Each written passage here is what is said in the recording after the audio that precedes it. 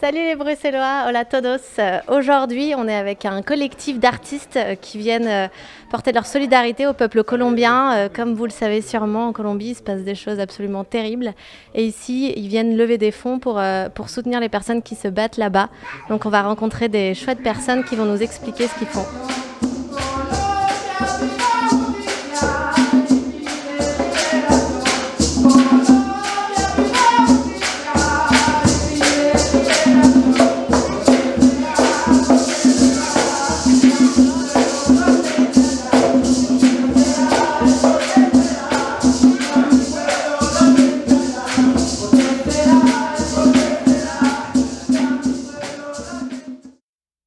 Coucou, et on se retrouve aujourd'hui. Hier, on a beaucoup dansé, on a beaucoup parlé, c'était super intéressant, c'était une belle soirée.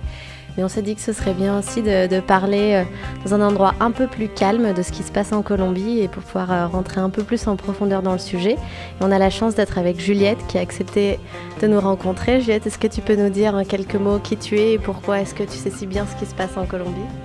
Bonjour. Alors oui, moi je milite dans une association qui s'appelle ARLA, c'est une association de défense des mouvements progressistes en Amérique latine et des États progressistes comme le Venezuela, la Bolivie, Cuba, etc. C'est une association de réfugiés latino-américains et caribéens qui existe depuis quelques décennies maintenant. Et du coup, est-ce que je peux te demander de nous parler un peu de cette réforme ? Pourquoi est-ce qu'elle a posé problème et quel impact ça a eu pour la population colombienne ? Oui, alors en fait, il faut savoir d'abord que la Colombie, c'est le pays le plus inégalitaire d'Amérique latine. Et c'est le 5e pays le plus inégalitaire au monde. Et on sait qu'on a démontré qu'il y a un lien entre l'inégalité sociale et la situation fiscale d'un pays. Alors ce qui se passe, c'est qu'en 2019, Iván Duque, qui est le président de la Colombie, avait fait une première réforme fiscale qui exonérait, ou en tout cas qui diminuait vraiment énormément les cotisations, les impôts de la grande industrie pétrolière et financière colombienne. Donc les caisses de l'État se sont retrouvées vides et malheureusement l'État colombien avait besoin d'argent pour faire la guerre à sa propre population. Qu'est-ce qu'a fait Iván Duque, le président, en 2021 ? C'est qu'il a fait une autre réforme fiscale qui allait chercher dans la poche des plus pauvres, dans la poche des travailleurs et dans la poche de la classe moyenne l'argent pour remplir les caisses de l'État. Et c'est pour ça que les gens sont sortis dans la rue pour manifester. Il faut aussi savoir que la pandémie a énormément appauvri les gens en Colombie. Actuellement, il y a 43% de pauvres en Colombie et 15% de gens qui vivent dans l'extrême pauvreté. C'est un mot administratif, mais qui veut simplement dire que les gens ne mangent pas à leur faim. Les gens ne sont pas capables de donner 3 repas par jour à leurs enfants en Colombie actuellement.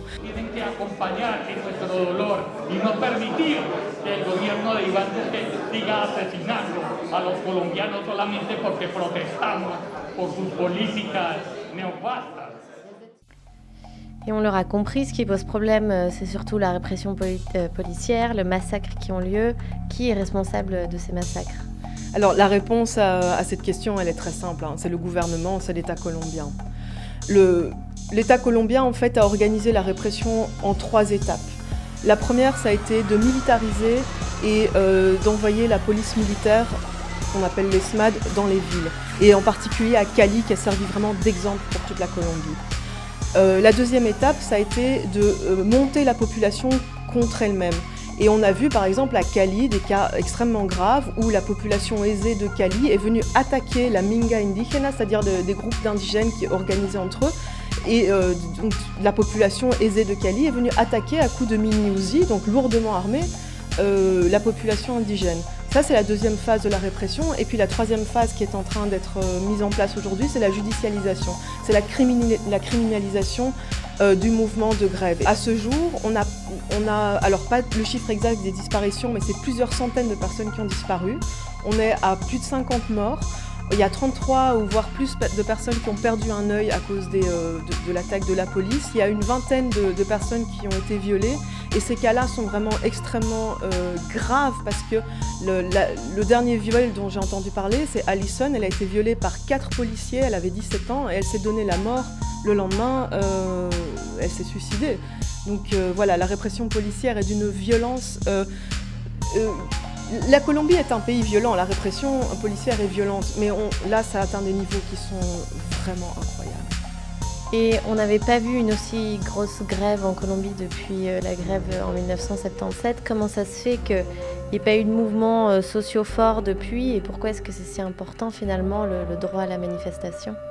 Oui, alors en fait ce qu'il faut comprendre c'est qu'en Colombie il y a un vrai défaut de démocratie, c'est-à-dire que la Colombie est en conflit interne depuis 1948. Depuis 1948, il y a eu près de 500 000 personnes qui ont été assassinées et 80% des victimes sont des civils. C'est un pays qui vit dans une violence au quotidien intense. Il faut aussi savoir que la Colombie, c'est un pays qui a vécu l'essentiel de son histoire contemporaine sous des lois d'exception. C'est-à-dire qu'il n'était pas possible de manifester, pas possible de s'organiser politiquement. Il n'était pas possible de publier des tracts. Il y avait un contrôle de la presse et les civils, pour des cas de manifestation politique, étaient jugés dans des cours martiales. Les politologues colombiens appellent ça un autoritarisme régional. Donc, la Colombie n'a jamais été une dictature militaire comme on a pu le voir au Chili, en Argentine, au Brésil, etc.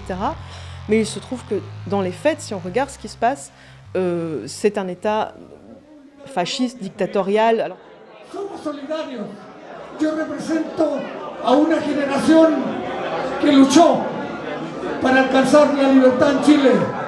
Caímos presos, muchos murieron, a muchos nos torturaron, pero seguimos luchando hasta hoy día. Ustedes jóvenes tienen la posibilidad hoy día de tomar nuestras banderas para alcanzar los objetivos de la dignidad de los pueblos. Un abrazo fraternal, un abrazo solidario para todos y cada uno de ustedes.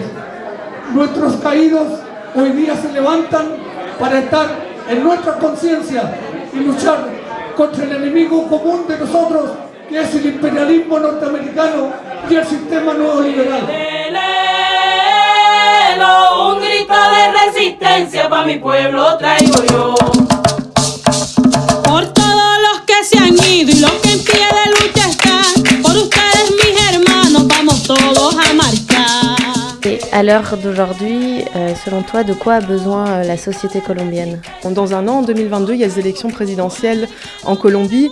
Et pour la première fois, on va avoir un président progressiste qui va probablement être élu. C'est-à-dire que Gustavo Petro est en tête de tous les sondages depuis plusieurs mois et vraiment avec une avance énorme par rapport aux candidats. C'est quelqu'un qui saura mener des réformes progressistes, qui saura mettre en place une répartition beaucoup plus égalitaire des richesses et qui saura aussi garantir une forme d'autonomie et d'indépendance du pays face à l'impérialisme états-unien et puis, il faut bien le dire, de la Commission européenne. La deuxième chose, c'est écouter ce que disent les gens dans les manifestations.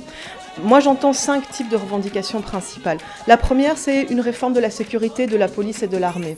C'est-à-dire que la police et l'armée en Colombie fonctionnent sur le modèle de l'ennemi interne. C'est-à-dire que c'est le peuple qui est le propre ennemi de l'État colombien. Une deuxième réforme qui est demandée, c'est une réforme évidemment fiscale. C'est-à-dire que si on veut mener des politiques sociales, il faut s'en donner les moyens financiers.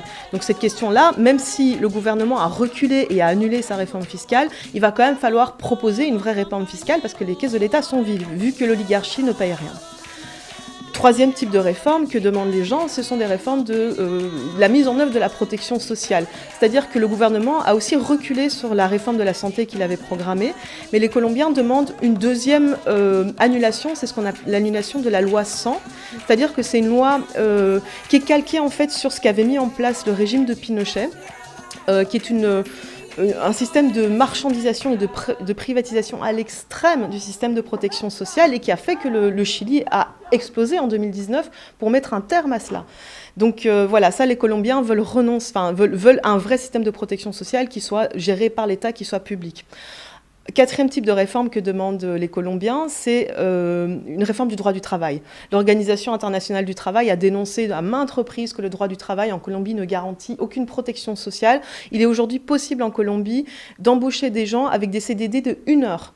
C'est-à-dire qu'il n'est pas possible concrètement de travailler en ayant le salaire minimum en Colombie, qui est pourtant déjà extrêmement bas. Puis la dernière réforme qui est demandée par toute la jeunesse en Colombie, c'est la réforme de l'éducation. C'est pas possible aujourd'hui de devoir s'endetter à vie pour pouvoir faire des études supérieures. Donc voilà, ça c'est les 5 grandes réformes qui sont demandées par les gens.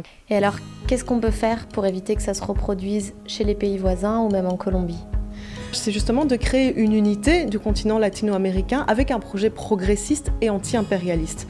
Et ce projet-là, aujourd'hui, continue d'exister.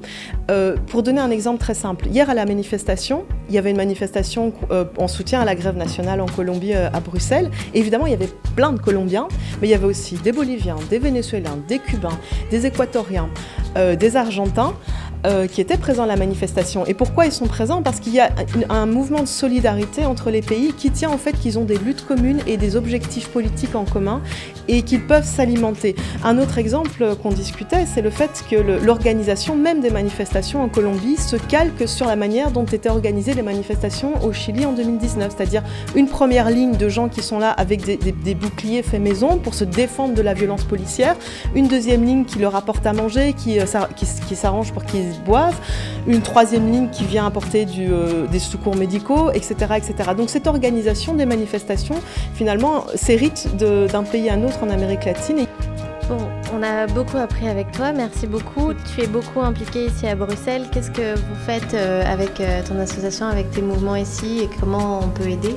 Alors, nous, notre association, évidemment, on est déjà présent dans toutes les manifestations et ça, c'est important parce qu'il faut donner un message très clair aussi à la Commission européenne et puis au monde entier qui est de dire, nous, les Européens, nous, les Belges, on n'est pas d'accord avec ce qui se passe en Colombie et on voudrait qu'une position soit prise. Une deuxième chose, c'est que, par exemple, dans notre association, on a créé une collecte de fonds pour la première ligne de Cali. Cali, c'est l'endroit où la répression policière est la plus sauvage.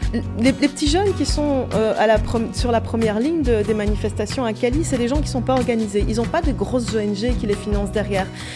Il n'y a pas longtemps, j'ai entendu l'histoire d'un petit jeune qui est tombé dans les pommes parce qu'il n'avait pas mangé et pas dormi depuis 2 jours. Ces petits jeunes galèrent pour se payer le ticket de bus pour aller là-bas. Ils galèrent pour imprimer des tracts, ils galèrent pour créer de la nourriture en commun. Donc voilà, nous on collecte des fonds pour la première ligne de Cali pour donner à ces petits jeunes qui ne sont pas organisés et qui ont besoin de soutien. Et puis on espère que vous avez bien aimé la musique qu'il y avait en fond du concert parce que la musique c'est ultra important dans les manifestations colombiennes. Oui, d'ailleurs il y a quelque chose qui est important à dire, c'est qu'une des figures importantes du mouvement de grève en Colombie, c'est Lucas qui a été assassiné. C'était un jeune qui était hyper dynamique, qui dansait tout le temps, qui était tout le temps vraiment à l'avant-garde, devant la scène. Et c'était quelqu'un qui allait constamment fraterniser avec les policiers. Il allait leur tendre la main, il discutait avec lui. Et c'est quelque chose vraiment d'essentiel parce qu'il y a aujourd'hui et c'est hyper courageux de la part des policiers et des gens de l'armée qui font ça. Un certain nombre d'entre eux s'affichent sur Instagram en disant « Je refuse de tirer sur mes frères, sur mes amis, sur mes voisins, sur ma famille, sur le peuple colombien auquel je fais partie. » Et ces gens-là qui s'affichent en refus de faire la répression, qui démissionnent, etc., sont en train de passer en cour martiale aujourd'hui. Ils vont avoir besoin d'un soutien. Et notamment, probablement pour l'immigration, parce qu'ils risquent de se faire assassiner. D'accord. Merci. Merci pour ce beau mot de la fin et puis à bientôt. Au revoir. Para todos, muchos podemos morir, porque ya hoy en día, ahorita en Colombia, el solo hecho de estar en la calle, ya uno ser joven y estar en la calle es arriesgar la vida. Todos podemos morir acá. Pero uno cómo va a dejar a su pueblo, uno cómo no va a salir a marchar, uno cómo no va a salir a protestar mañana, el 5 de mayo. No puede, marica. Toca asumir que si toca irse, weón, no hay otra. Toca enfrentar eso. Y pues ojalá que el espíritu nos juzgue y nos cuide para que podamos sobrevivir y crear un mundo nuevo, weón.